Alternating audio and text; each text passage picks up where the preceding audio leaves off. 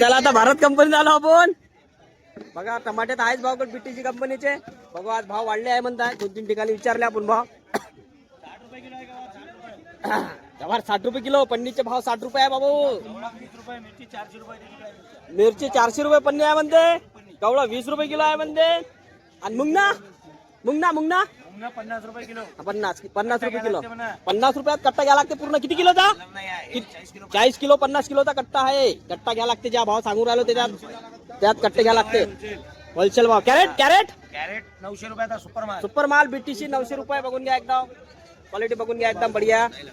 फुलकोबी बघा. फुलकोबीचे पोते पण आहे.